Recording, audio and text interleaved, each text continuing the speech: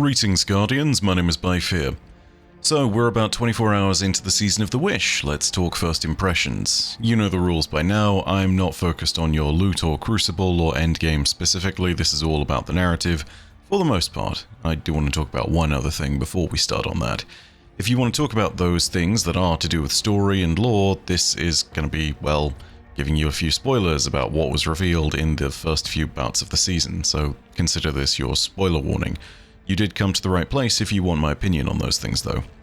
I do need to echo one thing that has been stated across the entire community regardless of position, which is hardly new to anyone at this point, and that's that the new starter pack bundle that Bungie is selling is yet another example of them being totally tone deaf, and this is a piece of tripe and no one should buy it. Part of Destiny's problem with revenue comes from poor player retention. A starter pack that maybe came free with any expansion purchased this week or something along those lines, when expansions are on sale for 75% off. That's actually not a bad idea. This $15 bundle of nonsense is not that. I don't know who exactly in Bungie's upper management is mandating this, but I want to echo basically the entire community by saying that this is what ails the game. I know that the point of a company is profit maximization, but I think it's also fair to say that if you drive all your old and new players away, you are no longer doing that, because you put the pursuit of monetization in the short term over player experience and monetization in the long term. People have been referring a lot to the end slate at the end of one of Datto's videos, essentially saying, I hope it was worth a few grand, and you never listen. That pretty much echoes the sentiment, I think, not just of the Destiny community, but of the wider core gaming community. And this is part of the reason why I think it's fair to say that Destiny, sometimes to other players from other games who could be playing this game, looks like a bit of a joke. At this point, I think it's just about time that we stop pretending that Bungie's upper management and Bungie, the day-to-day developers, are the same. The frustrating thing is that whenever it comes to monetization and the side of things that players might actually enjoy about this game, it is impossible to separate the two. They are a homogeneous blob. Now, when it comes down to it, we do know that there are certain people that are responsible for these decisions and certain people who aren't. But unfortunately, they're all bundled together, and it feels like management consistently takes the rest of the studio hostage whenever a decision like this is being implemented. So, yeah, what more can I say? Let me try and put it in colder terms. Have you ever heard of a Laffer curve? The concept isn't too far off of what I'd say the situation for Destiny's monetization versus player retention is. If you try and nickel and dime your entire player base all at once, you might not have them stick around long enough to actually make more money. If the executive team is serious about making money and fixing player retention problems, then they just served themselves the biggest own goal they could possibly imagine. Something which is beyond laughable. For God's sake, Lethal Company is $10 on Steam and it's outselling Call of Duty right now. You want good free press? That's what good free press looks like. This is a laughingstock. I don't want to go on about this for too long because otherwise I will just only focus on this, but you know what? It's worth saying. I need to echo the sentiment across basically the entire community. No matter what else I say about Season of the Wish, whether that be good or bad, this is trash, and for all of the good work that developers on the narrative team, sandbox teams, and the various other disciplines across the entire studio have done, this will continue to be the biggest stumbling block, and I have no doubt that it was implemented at the behest of the executives, because more monetization is needed to make up that 45% gap. So, if that is the case, might I suggest a look to a more long-term sustainable future, because this is not only tone-deaf, but also it is actively harming the game. Not just from the potential of people will not buy this, but also from the potential of this will suppress your pre-orders of any future expansion. There are some people who will see this, and they will never play the game, just because of this. So, well done, executives, you've screwed the pooch on this one yet again. Okay, so the little rant is done, that's all put aside for the moment. I didn't feel comfortable releasing a video without talking about that, because at the end of the day, it is the most serious problem that we have. Bungie, reign in the clouds. Story stuff, let's talk about that for the rest of this video. And of course, as I said again, there are spoilers for the first few missions of the season, duh. First of all, a TLDR of sorts. I think the narrative has had an interesting start, but has hit a few snags that make me worried. There's a lot of good for certain, but I fear that by the time week 5 of the season rolls around, if certain tropes are followed and do repeat themselves, we may be left with a more middling season. Granted, I'm 24 hours in and there's still a lot we have yet to see, so let's just remember to reserve judgment. So let's start with the good. Riven's return to the story is, I think, a compelling choice for the narrative. I love it when raid bosses get more screen time in one fashion or another. For some, like Oryx, it obviously doesn't make that much sense to have them prominently front and center, but given Riven's nature of literally making bargains and the way that Ahamkara can persist beyond death, yeah, I think this makes sense, and the way that she acts makes sense too. On that note, I think we should talk a little more about characterization for Riven. I've seen some people talk about why Riven would even be dealing with this in the first place after we killed her and after the Guardians conducted the Great Hunt. And if we knew nothing about Ahamkara, this would be a very valid point. But we actually do know a lot about Ahamkara, and this actually is perfectly how they would react. Riven opening up with trying to make a bargain on terms that are much more beneficial to her is exactly what the Ahamkara do, and this seeps into a lot of her writing. The fact that she's trying to make us reclaim her eggs so that the Ahamkara can live again is equally in character, because not only does it assure for their return as a species, but it also twists the knife for all those who've bargained with Riven in this moment. A lot of the people such as Petra and Crow and Mara herself in this story have directly suffered as a result of Riven's bargains. And let's remember that any Guardians of the Tower from back in the time of the Great Hunt will certainly have suffered as well. This is kind of the key point of Riven's characterization. She's very happy to play along just so she can twist that knife and assure them that there will be more pain in the future, because the alternative choice is letting the witness win, and that is something that is completely infeasible for everyone. On the surface level of her interactions, she's always taunting us, and the other characters playfully inviting us to make wishes, even when she's stated that she can only make one more wish. But underneath that well-polished veneer, there are moments where her true concerns are laid bare. For example, when we get to that first spot where her eggs were meant to be, and they actually aren't there, she accuses Mara of lying and being a thief, and is notably very agitated and animated about this. This shows the reality beneath, which is that whilst it's in her nature to keep her enemies close, she still definitely knows that they're her enemies and not her friends. She still runs with that old Ahamkara trick of basically keeping and treating with everybody, but also is still very happy to be angry and agitated, knowing that she is effectively the key to the entire survival of the universe. I think she's perfectly described by the word frenemy, which is basically what the Ahamkara have been to just about everyone throughout their entire history, and it's great to see Bungie doing this right. 10 out of 10 work on that particular note of the season, because I think this is probably going to be what carries Riven as a character throughout the entire story. That'll be important too, because Riven is our vendor, our ally, and our enemy all rolled into one this season.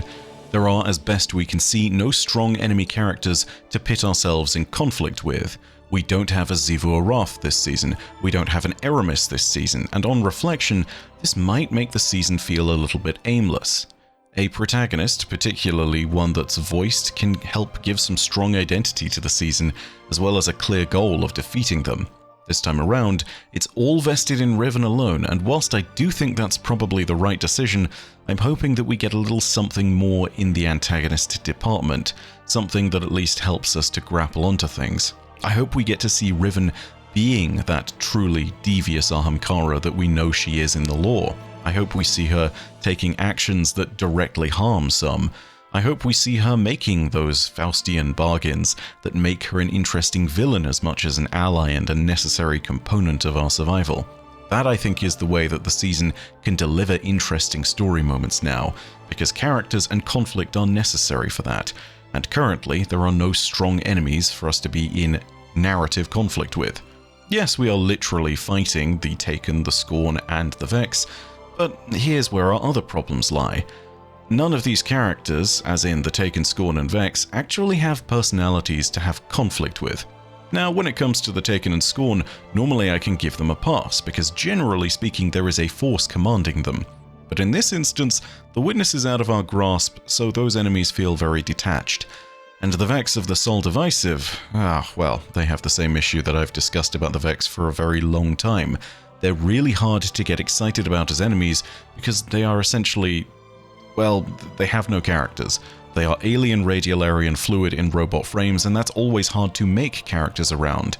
But honestly, there should be characters. The Vex are well overdue for a proper set of story characters with actual personalities, or at least some interesting issues at the heart of everything.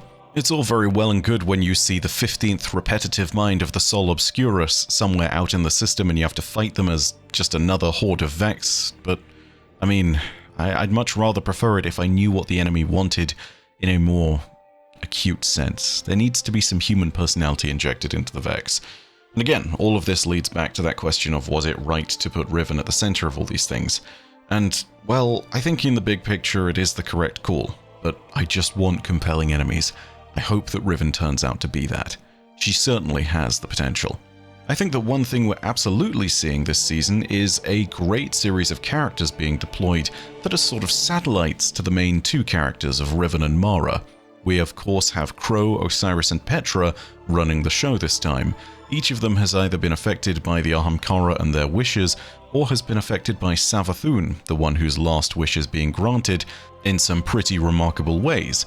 If you're looking to choose the strongest cast for the story, I imagine this is probably it, but I did want to see two little additions. First of all, this season, I would have loved to have seen Lord Shaxx enter the story just a little bit more. I say that because Lord Shaxx has some really interesting interactions with the Ahamkara. He's hunted them down, and there are significant explorations of his character that just generally don't take place. This is one of the few moments where I think it would have been really good to see him fleshed out a lot more. Shaxx's interactions with the Awoken are also pretty significant, and I know people are going to refer to the whole "the helmet stayed on" thing, but for just a second let's also clarify that yet again, 90% of the community has that twisted because no, that actually wasn't Shaxx being summoned for a booty call by Mara. Check this video, it explains it in more depth. Effectively, this is his reverence to the second character that I wish could have made a return this season, and that's Sieur Eido. Shaxx has so many intriguing things to say with Riven and Mara, but Sieur Eido is the connective tissue that really binds him to the Awoken, because when he first went to explore the Dreaming City, she killed him. Killed Lord Shaxx. That's something that only Ikora Rey really has the claim of doing. This is the same Lord Shaxx that literally painted a mountainside with Fellwinter. This guy is no joke. Sieur Eido is also, of course, the close confidant of the Queen, and at one point was her lover. They drifted apart, and obviously the Nine were very much involved in separating them more permanently, but ultimately those two have huge history, and I would have loved to have seen her brought back in this instance. Does that involve a larger story, including the Nine? Probably.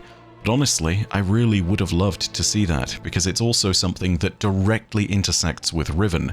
Sieur Eido is one of the few things that made Mara wish for something.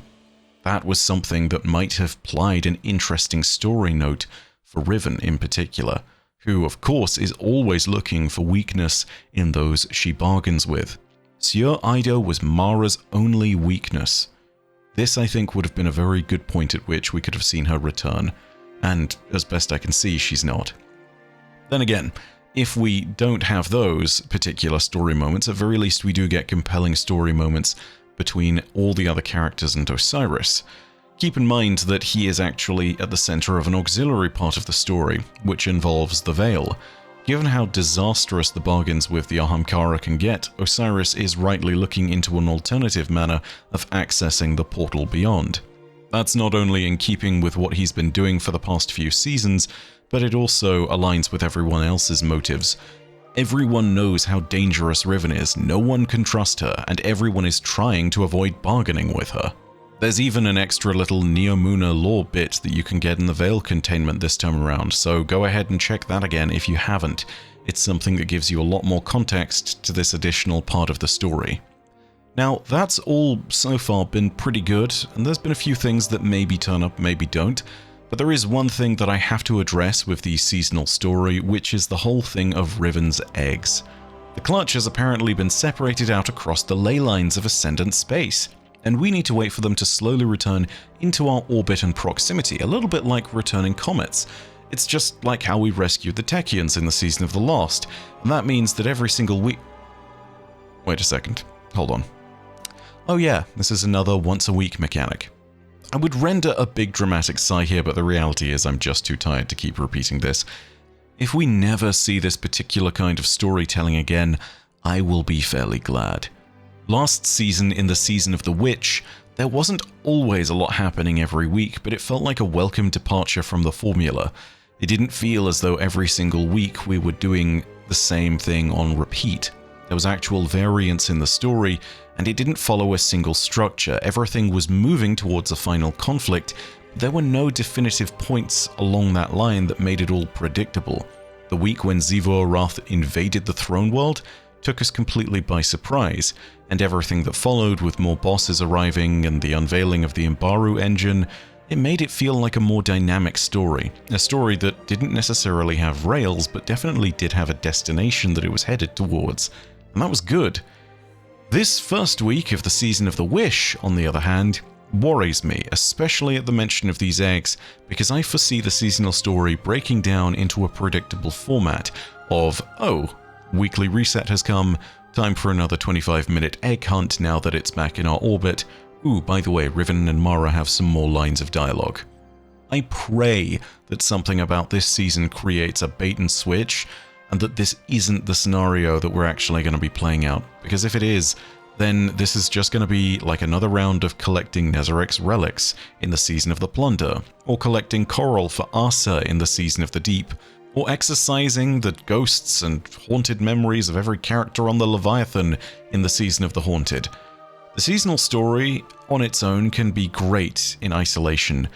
However, there are moments where you will actually see the formula of the season laid bare for us in the first or second week, and if that happens, the seasonal story suddenly becomes incredibly predictable. And that is the bane of Destiny's story. There is nothing that makes players check out of the story faster than boredom, and this is a great way of signaling to your players that yes, the next 6 weeks are going to be exactly this.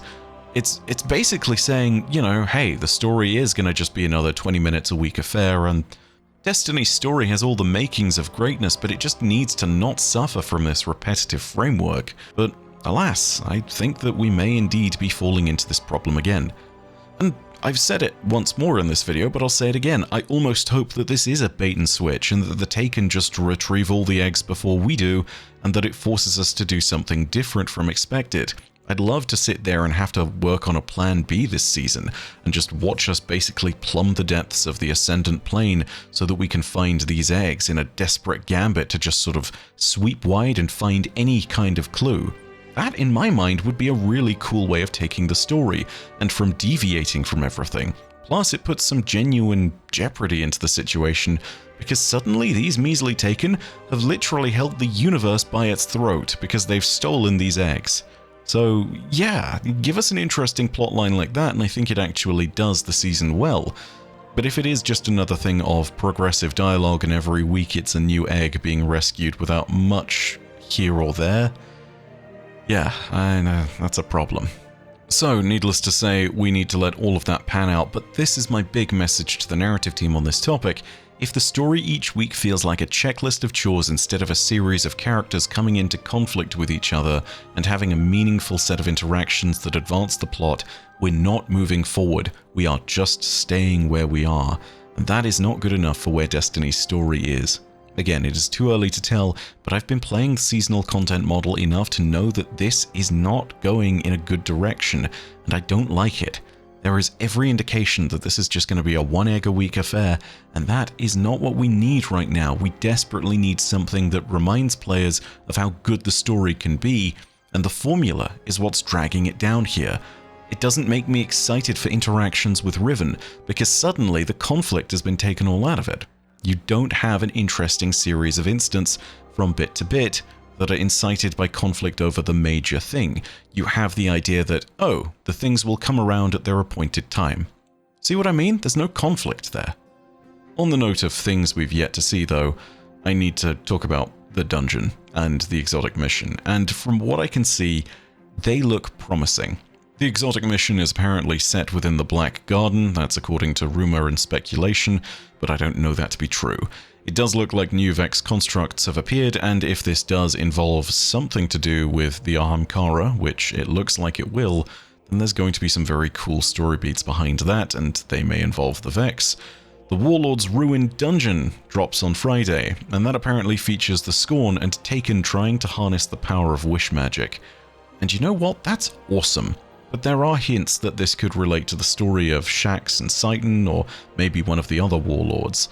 Some of the early looks seem to indicate that the castle will be Storming, the stronghold that we see within the promotional art, once belonged to the House of Kings, given that they have banners all over the place.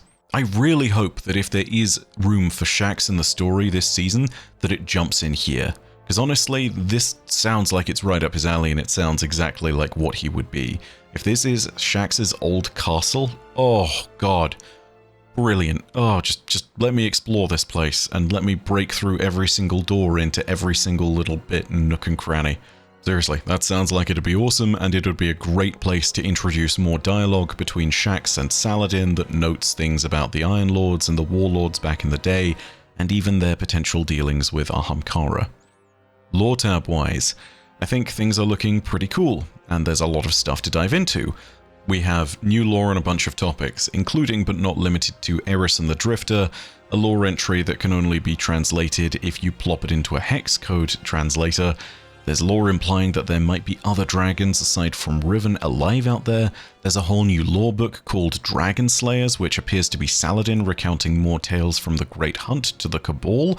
There's also more intriguing notes to do with the Veil, and a ton of other stuff in between. The lore is looking promising this season, and granted, we've not seen all of it, but I fear that the next 6 to 7 months are going to be about as dry as people expect. We'll see how it all pans out as we get through the season. For now, this has some promise, but it also has some concerning signs. Let's hope that Bungie learns their lesson and doesn't simply allow the story to become another egg every week that we need to hunt down. That is not a story worthy of Destiny. Let's hope that there is some interesting conflict. But that's all from me in this video for now. If you enjoyed the video, go ahead and leave a like, and if you want more lore on Destiny, Season of the Wish, and Destiny's Dragons, go ahead and hit subscribe and the bell next to subscribe to turn on those email notifications. And of course, remember that you can leave your own thoughts down below in the comments section. Are you as concerned as I am about this just turning into a one egg every week kind of hunt situation? If you are, then let me know down below, because honestly, I'm concerned. And I hope that we don't fall into that formula. But enough of that doom and gloom, let me know down in the comments section. And as per usual, know that your viewership as always is quite enough for me, and that in the meantime, my name is Byf. Rodacia ad Astra. I'll see you, Starside.